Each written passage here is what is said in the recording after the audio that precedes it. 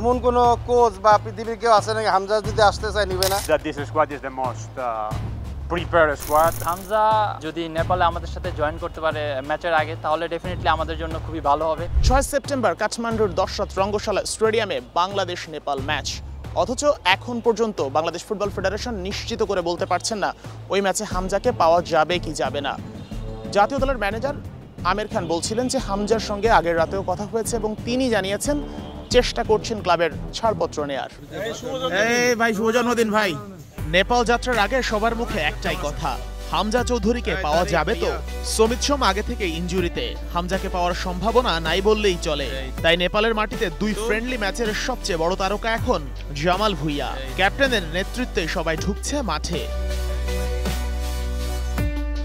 অক্টোবরে হংকং ম্যাচের প্রস্তুতির জন্যই নেপাল যাচ্ছেন জামাল, তারিক, কাজেম, মিতুলরা।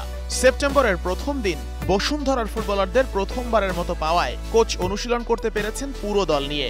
তবে হামজাকে ছাড়া আসলেই কি দল পরিপূর্ণ হয়েছে?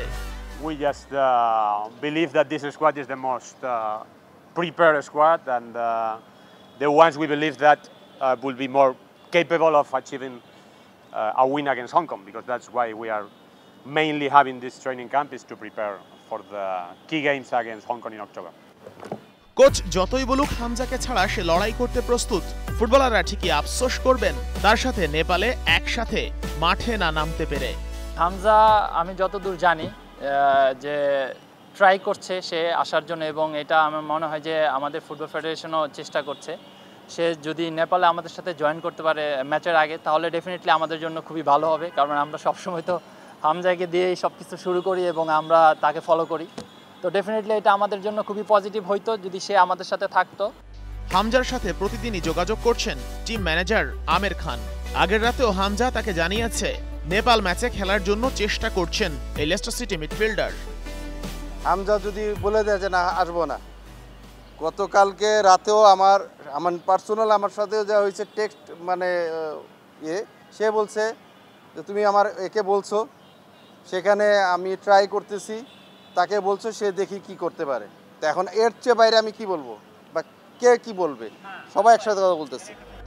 কদিন আগে জামাল ভুঁইয়া আক্ষেপ করে বলেছিলেন জাতীয় দলের শেষ 3 ম্যাচে তাকে মাত্র একবারই মাঠে নামানো হয়েছে। আক্ষেপ করারই কথা, জাতীয় দলের অধিনায়ক, অথচ তাকে ম্যাচের আগের দিন সংবাদ সম্মেলনে নিয়ে আসলেও খেলানো হয় না ম্যাচে। তবে এবার নেপালে এমন কিছু ঘটার সম্ভাবনা দেখাই যাচ্ছে না। কোচ, টিম ম্যানেজার কিংবা ফুটবলার সবার কথা শুনে একটা জিনিস মোটামুটি আজ করা যাচ্ছে, নেপালে হামজাকে পাওয়ার সম্ভাবনা একেবারেই নেই। এরপরও যদি কোনোভাবে তাকে পাওয়া যায় সেটা হবে বড় চমক।